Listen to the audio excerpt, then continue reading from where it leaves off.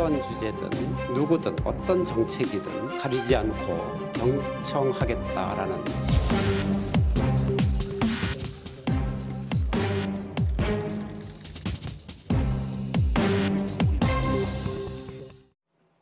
네, 조금 전 뉴스테마 나갈 때 화면이 잠시 고르지 못했습니다. 사과드립니다.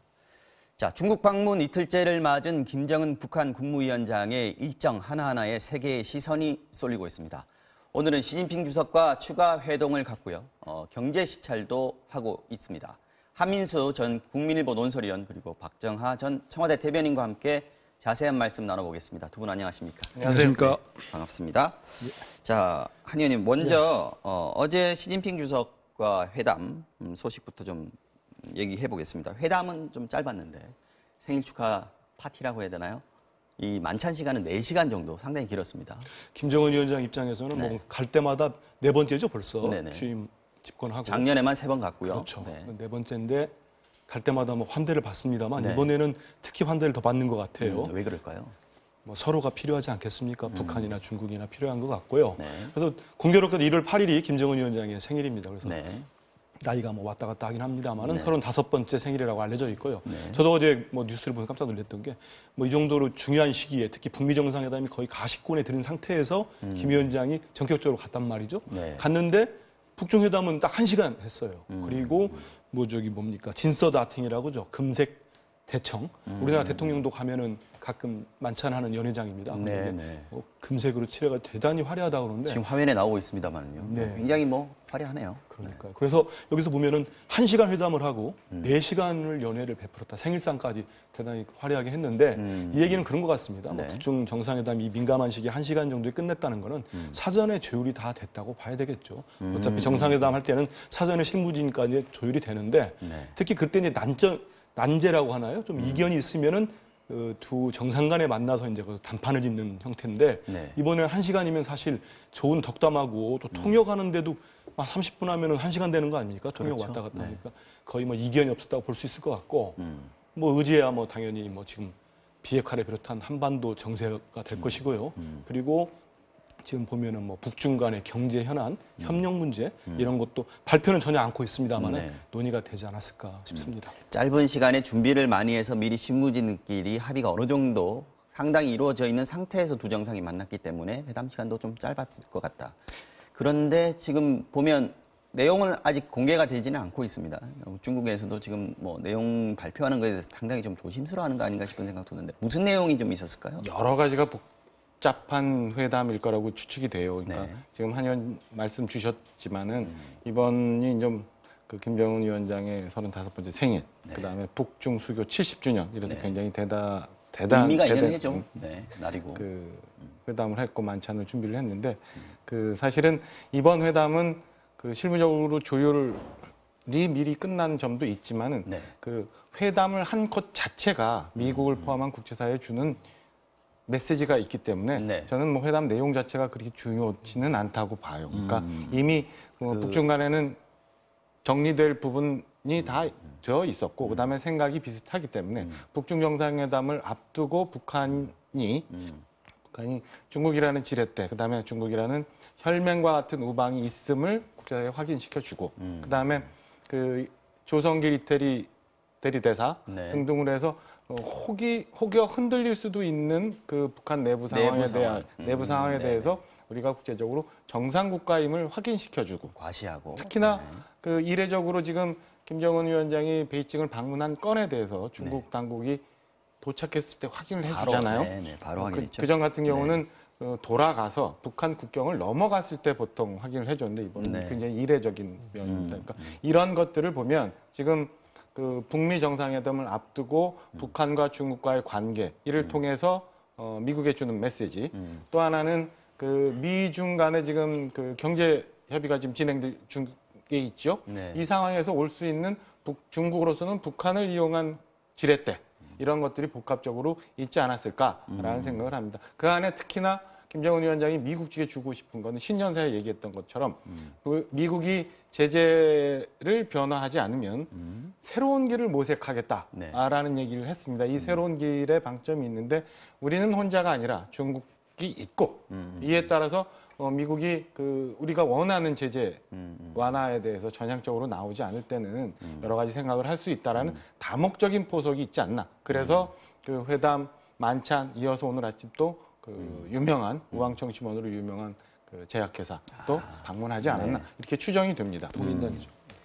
지금 미국의 반응이 좀 궁금한데 미국도 지금 조용합니다. 이 북중 간 정상 간의 만남에 대해서 시기도 미묘하고 또 내용도 궁금할 텐데 트럼프 대통령도 뭐 트위터에 아무런 말도 지금 안 하고 있습니다. 왜 그럴까요? 우리 기자들이 우리 정치인뿐만 아니고 트럼프 대통령의 트윗까지 같이 신경을 써야 되는데 지난해 같은 경우하고 좀 다르죠. 트럼프 대통령이 지난해 같은 경우는 김정은 위원장이 그 중국 가서 시진핑 만나고 할 때 좀 시니컬하거나 좀 날카롭게 반응들을 했어요. 그리고 북한을 중국이 조종하고 있다는 식으로 해서 되게 삐그덕거렸죠. 근데 이번에는 그것보다는 지금 뭐 김정은 위원장 간 상태에서 베이징에서는 또 미중 간의 무역 협상이 열리고 있지 않습니까? 근데 이게 그렇죠. 이게 잘 되고 있다는 표현까지 했어요. 이거 보면은 지금은 지난해와는 다르다. 왜냐하면 지난해 같은 경우는 1차 북미 정상회담을 하기 전이었고 지금 1차를 해놓고 지금 서로가 김정은 위원장도 신년사에서 만나겠다는 의지를 피력했고 또 트럼프 대통령도 뭐 계속 얘기하지 않습니까? 뭐 내각을 모아놓고도 하고 고대하고 있고 잘 되고 있다. 이런 상태에서 무역협상도 일고 있는데 그 내용이 지금 확실하게 뭐 모르겠습니다. 딥백으로 알려줬는지 모르겠습니다만 공개적으로 밝힌 건 없단 말이죠.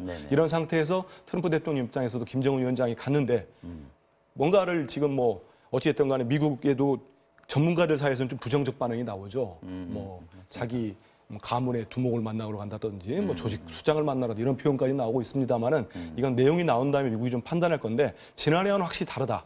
지금은 서로가 좀 긴밀하게 협의가 되면서 무역은 무역대로 가고 물론 이거 뗄 수는 없을 겁니다. 뗄 수는 없지만 또 미국 입장에서도 폼페이오 장관도 그랬었죠. 지금 무역과 비핵화는 별개다 했는데 그건 또 중국은 다르게 보겠지만은 미국은 그렇게 접근하려고 하는 게 아닌가.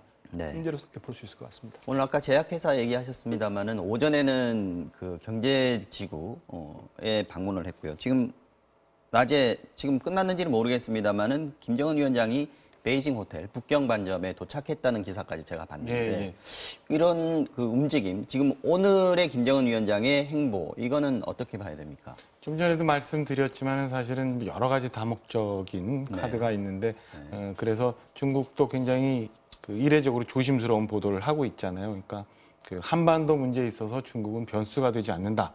굉장히 의미 있는 얘기인데 아마 이거는 레토릭적인 형식적인 면일 것 같아요. 그러니까 김정은 위원장이 북미 정상회담이라는 중요한 회담을 앞두고 베이징을 가서 시진핑 주석을 만난 것 자체만으로도 모든 거를 작년에 있었던 모든 거를 다 얘기해주고 있기 때문에 미중 간의 그 무역 협상 그다음에 향후 있을 북미 정상회담에 대해서 모든 카드를 흐트러뜨리지 않기 위한 조심스러운 반응인 것 같고요. 좀 전에도 말씀드린 것처럼 이제 북한이 미국을 포함한 국제사회에 우리도 정상국가임을 보여주고 그다음에 왜 우리가 경제 완화에 대해서 경제 제재 완화에 대해서 이렇게 얘기를 하고 있는지에 대해서를 몸으로 보여주기 위해서 지금 경제지구를 시찰하고 있는 거 아닌가라는 추정을 해봅니다. 그러니까 그 신년사에도 얘기했던 것처럼 핵무기에 대해서 실험 제조, 사용, 전파를 하지 않겠다는 얘기를 사불에 대해서 얘기를 했어요. 이러면서 미국에게는 계속 사인을 주고 있는 거고 현재 저희가 뭐 정확하게 파악은 안 됩니다만은 북한 내부의 경제 사정이 이렇게 녹록지 않을 수도 있어요. 제재가 오래되어 왔기 때문에 더 그렇겠죠. 더 왔기 때문에 그리고 그러다 보면 북한은 김정은 체제 내에서도 소위 북한 주민들의 이 제재 완화에 대한 기대감에 따라서 그 리더십에 대한 영향도 좀 미칠 수 있는 상황이거든요. 그러니까 김정은 위원장도 한켠에서는 비핵화라는 게 문제가 있지만 한켠에서는 제재 완화를 통한 경제 활력을 주기 위한 그 모멘텀이 필요한데 이 건에 대해서 미국과 국제사회에 자꾸 주고 있는 시그널 아닌가 이렇게 추정이 됩니다. 그래서 오늘 오전에 그 동인당 같은 제약회사 이후에 내일 아마 7일부터 10일까지 공식 일정이라고 발표가 됐으니까 오늘 저녁에 또다시 시진핑 위원장하고 좀 만찬이 있거나 뭐 하고 난 다음에 내일 하루가 또 비잖아요. 아마 또 다른 경제지구를 방문하고 북한으로 돌아갈 가능성도 여전히 있어 보입니다. 그런 점에서 이제 지금 김정은 위원장이 방중 기간인데 북한에서 아주 주요한 정치 일정을 밝혔죠. 최고인민회. 14기 최고인민회 우리 국회격인데 이제 13기가 2014년 3월이었습니다. 5년 임기이기 때문에 네. 그때 김정은 형이 처음 북한의 대의원이 돼요. 우리로 말하면 국회의원이 된 거죠. 네. 그러고 이제 5년 뒤에 하는데 지난해 3월에 저기 이른바 핵과 경제 병진 노선을 폐기를 했어요. 폐기하고 처음 열리는 어찌 보면은 새로운 국회란 말이죠. 최고인물을. 네. 여기에서는 지금 뭐 북한이 완전히 이제 바꾸면서 경제 뭡니까? 경제 건설 총력 집중 노선. 아주 뭐 강경하죠. 경제 건설 총력 집중 노선을 하니까 이번 최고인민회에서는 물론 뭐 형식일지 몰라도 입법권을 행사하기 때문에 법안과 함께 경제 엘리트들이 대거 발탁되지 않겠나.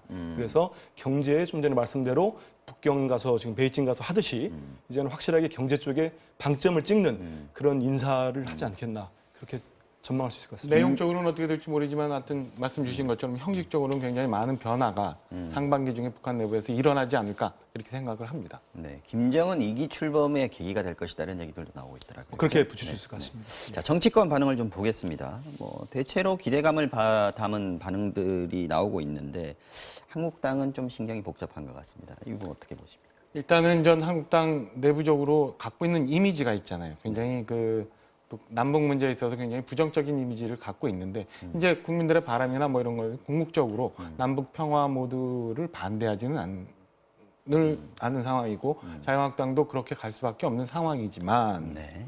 여전히 근본적으로 김정은 위원장이 그 비핵화에 대한 실질적인 비핵화에 대한 거에 대해서 천명을 하지 않고 있어요. 그러니까 그 부분에 대해서 자유한국당이나 일부 우려하는 국민들 사이에서는 지금 김정은 위원장의 행보, 그다음에 미국 그 정상회담을 앞두고 여전히 중국을 지렛대로 활용하려는 점, 그다음에 현 정부로서는 그 실질적인 비핵화에 앞서 남북 경제 협력이나 뭐 이런 부분에 좀 과속을 하려는 듯한 우려, 이런 것들이 섞여서 아마 자유한국당이 저런 반응을 보이고 있는 거 아닌가 싶기도 하고요. 일면 자유한국당이 걱정하는 부분에 대해서는 정부 여당도 좀 배려를 해서 그 부분들이 좀 불식이 돼서 온 국민들이 박수를 하면서 남북 정상회담이나 남북 관계가 진전되는데 앞으로 나가기를 하는 그 배려도 좀 있어야 되지 않을까라는 생각을 좀 해봅니다. 다른 당들은 다 환영 일색입니다, 그죠? 그렇죠. 예. 지금 민주당 같은 경우에도 뭐 비핵화에 큰 진전을 기대한다라는 거고, 다만 아까 말씀하신 대로 나경원 원내대표 같은 경우에는 이게 한미 동맹이 약화될 우려가 있다 이렇게 얘기를 했단 말이죠. 중국에게 후원을 요청하러 간 거기 때문에 그렇다는 건데 그거는 이게 어떤 논리일까요? 네. 조금 그런 얘기를 할 때는 네. 제1야당의 원내대표도 하니까 제가 뭐 개인적으로 폄하하는 건 아니지만요. 네. 좀 더 정제되거나 또 좀 더 신중한 접근이 필요가 있어요. 그러면은 우리 대통령이 미국 가가지고 한미 또 뭐 정상회담 하고 나면은 그럼 중국 눈치 봐라 할 거 아니지 않습니까? 그렇다고 또 다른 또 야당의 주장, 진보적인 정당의 그런 논리는 내세우지 않잖아요. 지금 가서 이런 상황에서 우리 정부가 또 예시주시하고 또 정보 교류가 있고 네. 북중 간에 또 되면은 새로운 또 모멘텀이 생길 수 있는 겁니다. 비핵화에서 또 같이 가는 거기 때문에 사자가 됐던 평화협정을 맺던 정전협정을 하든 간에 이런 프로세스에서 가는 거기 때문에 너무 지금 북중하는 거를 그걸 또 대척점에 세워서 한미는 마치 이렇게 각을 세우듯이 우리끼리 또 뭉쳐봐라. 물론 뭐 그 한미 동맹을 소홀히 해서는 안 되겠죠. 그렇지만 여기에서 당장 뭐 즉자적으로 내놓을 반응 같지는 않습니다. 특히 뭐 지금 이제 비서실장이 되셨는데 주중대사가 없었다고 해서 무슨 차질이 엄청 빚어지는 것처럼 얘기하는 그것도 조금 약간 어불성설 같고. 알겠습니다. 그런 점에서는 좀 고민해 볼 필요는 있는 것 같아요. 그러니까 그 김정은 위원장이 베이징을 방문했을 때 노영민 주중대사가 자리를 비우는 그 청와대 인선 발표가 꼭 있었어야 되느냐 하는 부분. 그다음에 중요한 그 방중을 앞두고 과연 우리 정부는 언제쯤 대해서 통보를 받았는지 이런 건에 대해서는 한번 짚어볼 대목은 좀 물론 있다고 봅니다. 알겠습니다. 이번 김 위원장의 방중에 대해서는 또 조금 더 자세한 분석 잠시 후에 또 전문가 모시고 나눠보도록 하고요.